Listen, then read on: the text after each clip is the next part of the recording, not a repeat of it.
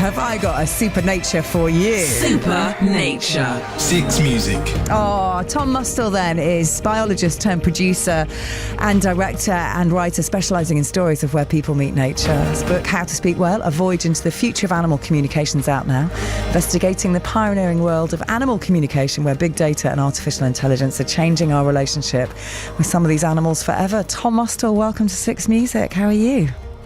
Oh, I'm great, thank you. Just looking at a squirrel eating a wotsit on the wall opposite my house. That is an intro to Supernature. I mean, it happens as we speak, doesn't it? Well, we're going to move from squirrels into a more watery world. Perhaps that could be the subject of the next book, Diets of Squirrels. But talk us through the event that inspired How to Speak Whale, because it's a pretty incredible experience that you went through.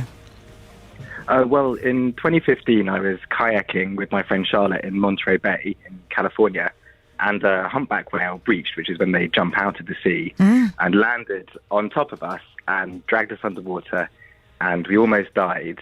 And we were very lucky to survive. But afterwards, somebody filmed it on their cell phone. The video went viral, and then scientists used AI to figure out who the whale was, where it was born, who its mum was. And we've been following its life ever since. And that's how I got sort of dragged into this sort of frontier where AI is helping us understand other species. I mean, it's incredible that they could track down the specific whale that this was. But, I mean, what was that like as an experience for you? And how did you then sort of think, well, I feel minded to find out more? Well, I think it was... For me, it was just very exhilarating. I'm a wildlife filmmaker, so I've been around quite a lot of big animals.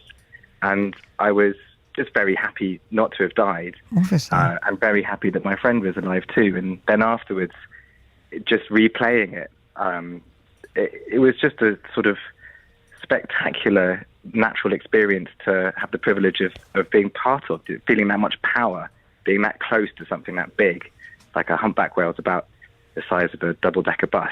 So just imagine that kind of crashing into the sea around you. The footage is unbelievable. We'll try and post it. It's incredible that somebody managed to catch that. And as you said, subsequently, you found out the age, the mother of the whale, where it was born, and its migrations.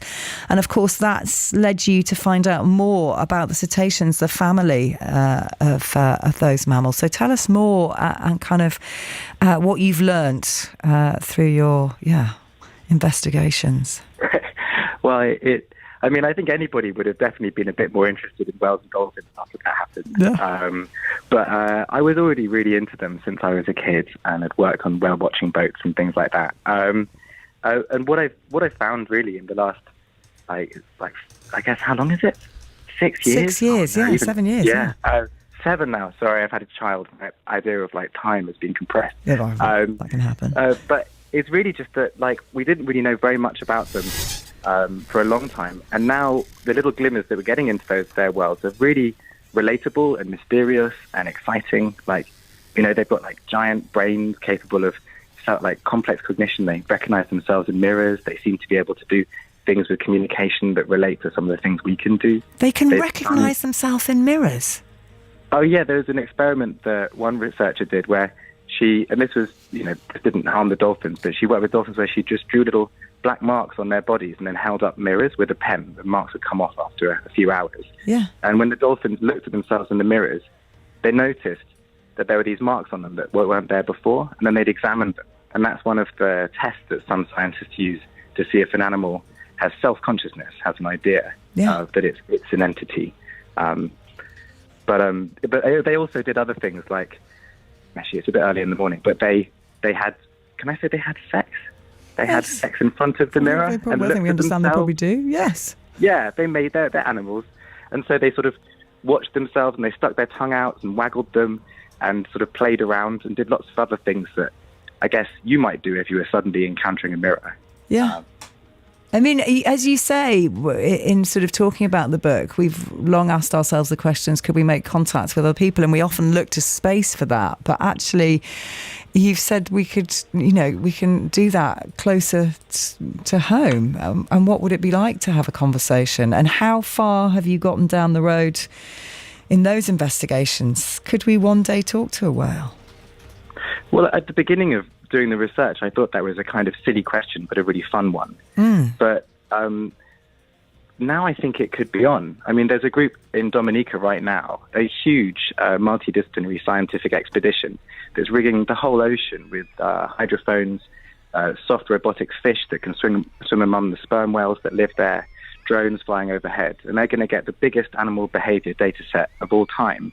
And then they're going to apply the AI tools that we use for Google Translate and other pattern recognizing systems that can see patterns that humans can't perceive, and try and use them to crack the codes of the sperm whales' communication. And they think they might have a two-way communication with those sperm whales by 2026. I know, right? It's and I incredible. think it's such an exciting time if you're a biologist, because for so long we've had to rely on our own senses and our own brains.